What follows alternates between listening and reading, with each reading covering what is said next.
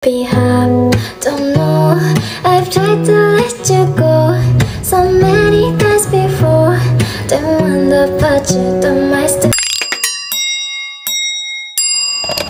So, total dalam hidup aku berhasil turunin sampai 23 kilo. Lagi berisik. Halo teman-teman, so di video kali ini maafin ya kalau misalkan pori-pori aku nampak jelas sekali karena aku kayak buka cahaya pakai cahaya matahari. So di video kali ini aku tuh pengen bahas tentang diet lagi. By the way, kalian salpok gak sih pipi aku lagi cabian? Tapi gak apa-apa karena aku pernah nurunin dari 75 ke 52 kilo. Jadi aku yakin aku pasti bisa untuk turun lagi ke 52 kilo. So di video kali ini aku pengen bahas tentang diet apa aja yang menurut aku ini tuh ampuh banget, pernah aku alami, pernah aku jalani, yang berhasil nurunin aku dari 75 kilo ke 52 kilo. Jadi bener-bener real banget aku alami, no hoax, no fake, ini real, oke? Oke teman-teman, sebelum aku kasih tahu dietnya itu apa, aku pengen ngasih tahu dulu untuk pedoman atau kunci biar kalian berhasil itu apa. Jadi sebelum aku kasih tahu dietnya apa, kalian harus tahu dulu agar kalian bisa berhasil ini tuh kalian kuncinya adalah harus konsisten, oke? Oke teman-teman, jadi aku mau ngasih tahu juga kalau di dunia ini tuh banyak sekali tipe macam diet. Tetapi ini adalah diet yang bener-bener aku jalanin secara konsisten dan kayak nyaman banget di tubuh aku, dilakuin jangka panjang dan aku betah banget ngelakuin diet ini. Oke, diet yang pertama aku lakuin itu yang bener-bener aku nyaman banget dan cepet banget turun berat badannya adalah diet DEBM. Sebenarnya kalau misalkan teman-teman yang kayak udah familiar dengan nama DEBM, mungkin pandangannya beda ya sama pandangan aku. Kalau dulu DEBM itu pure emang diet, kalau sekarang ada gaje. Jadi diet DEBM itu aku bakal kasih tahu secara to the point-nya. Jadi diet DEBM itu adalah diet yang kita itu menghilangkan atau mengcutting lah, bukan menghilangkan ya, mengcutting yang namanya karbohidrat yang tinggi, dan kita itu lebih banyak mengonsumsi dominasi itu adalah protein hewani. Di garis bawahi protein hewani karena protein itu sendiri ada dua, ada protein nabati dan ada protein hewani. Kalau di DEBM kita didominasikan untuk makan protein hewani.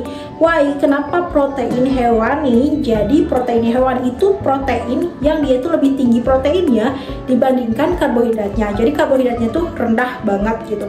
Nah, kenapa sih DEBM itu tuh kita nggak boleh mengonsumsi karbohidrat yang tinggi? Contoh karbohidrat yang tinggi itu apa sih? Nah, karbohidrat yang tinggi itu contohnya itu kayak nasi, singkong, kentang. Itu makanan-makanan yang bener-bener dia itu karbonya tuh tinggi gitu. Nah, yang ditoleransi dari DEBM itu untuk karbonya itu hanya kayak sayur-sayuran doang. Real, cuman sayur-sayuran doang gitu. Dan selebihnya harus protein hewani. Jadi nasi juga nggak boleh di DEBM. Sebenarnya kalau aku secara umum atau apa ya, kayak diawamkan, DEBM itu adalah diet karnivora gitu. Tapi bukan karnivora juga ya, diet tinggi protein gitu.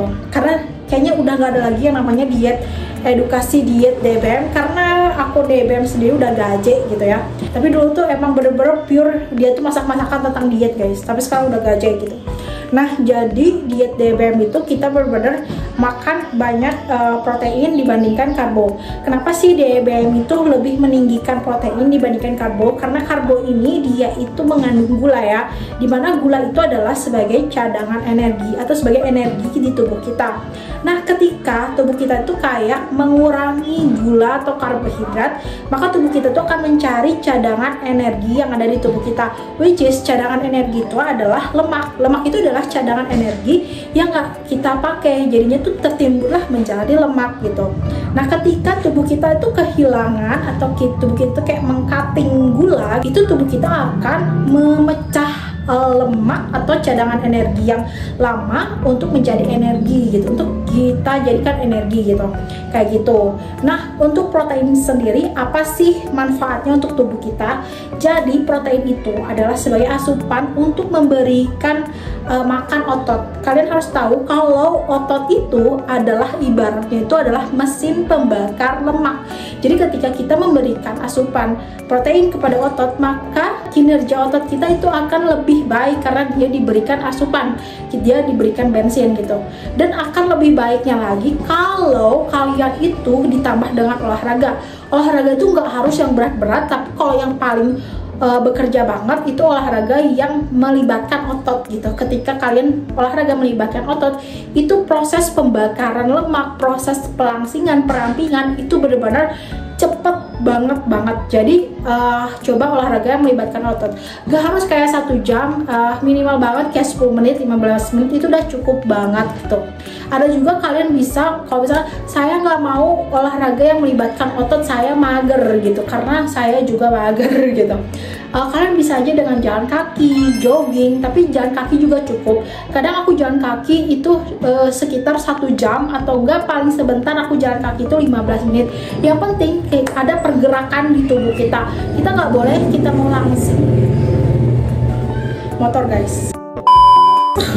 Kita nggak boleh kita mau langsing, tetapi kita malas bergerak, kita hanya rebahan doang, itu tuh nggak bisa gitu. Jadi harus bergerak kayak gitu. Nah, diet DBM ini benar-benar menurut aku rekomendasi banget buat kalian yang pengen cepet banget turunin berat badan, karena aku udah rasain sendiri manfaatnya, benefitnya ketika aku mencoba diet DBM.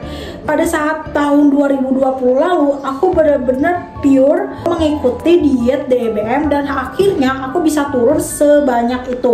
Bahkan aku merasa kayak nggak suka makan nasi, aku ngerasa kayak makan dikit itu udah cukup banget bagi aku. Jadi aku benar-benar konsisten diet DBM di tahun 2020 dan sampai akhirnya aku hilaf lagi di tahun 2021 untuk memakan karbo. Sampai sekarang aku masih hilaf dan aku masih pengen diet lagi gitu. So, itu adalah diet yang pertama. Diet yang kedua adalah diet K-pop idol. Tetapi kalau diet K-pop idol ini nggak boleh digunakan jangka panjang ya. Jadi diet K-pop idol ini tuh cuman kalian boleh lakukan jangka pendek, kayak 3 hari, paling lama banget itu cuma boleh 5 hari. Apa sih diet K-pop idol yang pernah aku jalanin yang bekerja banget di tubuh aku? Diet K-pop idol yang aku pernah coba itu adalah, yang pertama adalah diet IU.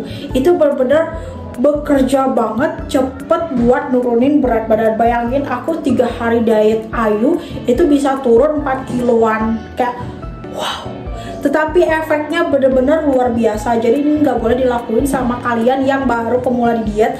Ini bener-bener super duper lemes banget diet K-pop idol, tapi cepet turunnya. Tapi aku nggak saranin, aku lebih saranin kalian diet jangka panjang kayak diet DBM yang tinggi protein dan rendah karbo. Nah, kalau diet K-pop idol IU itu kita tuh makannya apa aja sih? Jadi dalam 3 hari misalkan kita tuh cuma dibolehin makan yang pertama untuk bangun tidur itu kita makan apel untuk sarapan. Untuk siangnya kita cuma makan ubi, saranin ubi ungu. Terus untuk malamnya kita cuma boleh minum susu protein. Sesetrik itu diet IU K-pop idol, dan aku nggak rekomendasiin walaupun emang turunnya cepet banget, tapi itu efeknya kurang bagus gitu.